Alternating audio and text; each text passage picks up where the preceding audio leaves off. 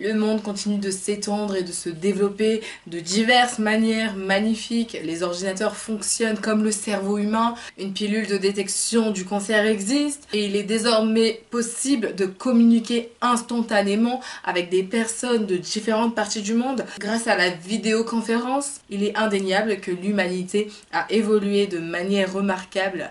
Mais il y a encore beaucoup d'inégalités et de malentendus dans la société, en particulier au niveau mondial.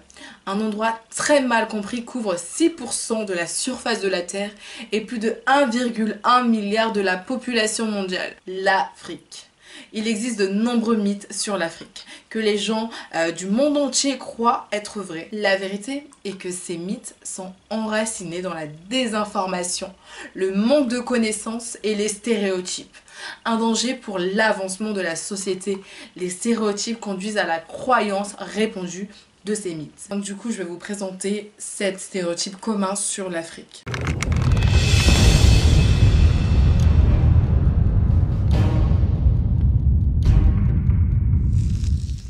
Stéréotype numéro 1. L'Afrique est un pays. Alors on peut soutenir que le stéréotype le plus important est que l'Afrique ne soit pas un continent mais un pays. Avez-vous déjà entendu parler de la cuisine africaine, de l'art africain ou même de la langue africaine? Ces personnes n'imaginent pas que l'Afrique est le 2e continent du monde. Ils le voient comme un pays, un minuscule pays sans tradition, culture ou groupe ethnique distinct.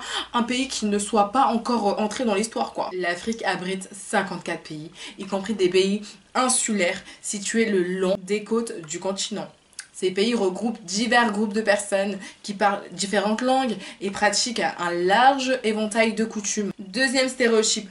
Tous les Africains se ressemblent. Alors si vous vous adressez à la culture populaire pour obtenir des images de personnes sur le continent africain, vous remarquerez probablement une tendance. Les Africains sont toujours décrits comme s'ils ne faisaient qu'un.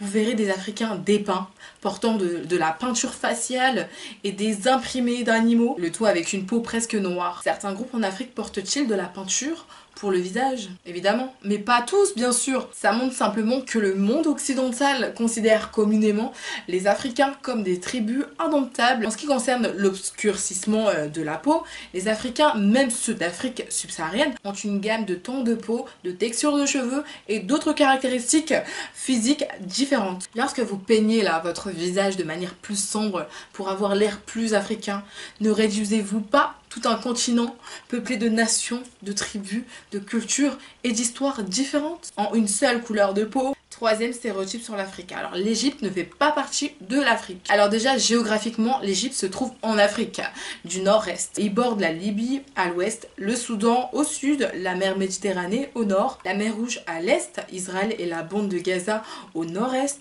Malgré sa situation géographique, l'Égypte n'est souvent pas décrite comme une nation africaine mais comme un pays du Moyen-Orient. En gros la région où l'Europe, l'Afrique et l'Asie se rencontrent.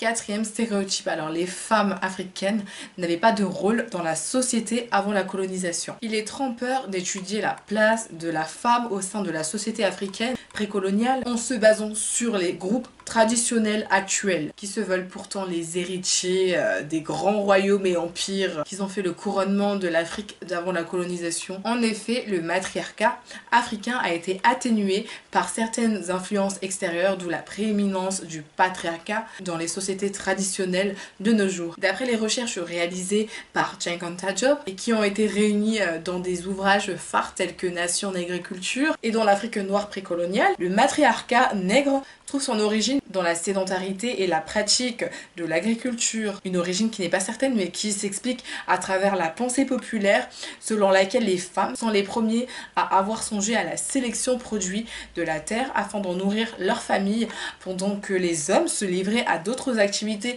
telles que la chasse ou la guerre. 5e stéréotype sur l'Afrique. Alors l'Afrique est toute la jungle. Peu importe que le désert du Sahara représente le tiers de l'Afrique grâce au film de Tarzan et à d'autres représentations cinématographiques de l'Afrique, nombreux sont ceux qui croient à tort que la jungle occupe la plus grande partie du continent et que des bêtes féroces parcourent tout son paysage. Le militant noir Malcolm X qui a visité plusieurs pays africains d'ailleurs, avant son assassinat en 1965, a contesté cette représentation.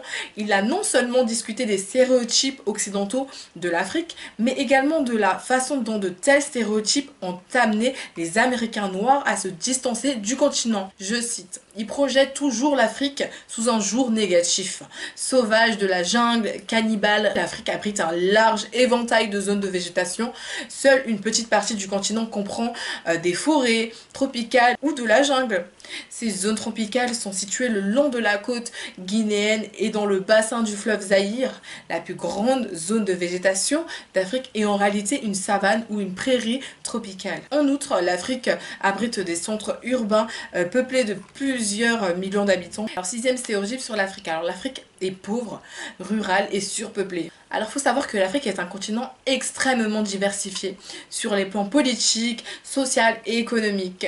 Pour avoir une idée de la différence de vie et d'opportunités des personnes en Afrique, considérant qu'en 2013, l'espérance de vie valait de 45 ans en Sierra Leone et 75 en Libye et en Tunisie. Deuxième, que les enfants par famille allaient de 1 à 4 enfants en Maurice et de 7 à 6 au Niger. Troisième, que la densité de la population, donc les habitants par 1000 carrés, allait de 3 en Namibie à 639 en Maurice. Et qu'en quatrième, le PIB par habitant en dollars américains courant allait de 226 en Malawi à 11 965 en Libye. Cinquième, que le nombre de téléphones cellulaires pour 1000 habitants allait de 35 en RT à 1359 aux Seychelles. Toutes ces données que j'ai données se trouvent sur le site de la Banque mondiale. Septième stéréotype sur l'Afrique. Alors, la faim, le VIH, la corruption. Alors, de nombreux mythes sur l'Afrique remontent à plusieurs siècles. De nos jours, de nouveaux stéréotypes sur le continent sont apparus grâce à des médias sensationnels. Le monde entier associe l'Afrique à la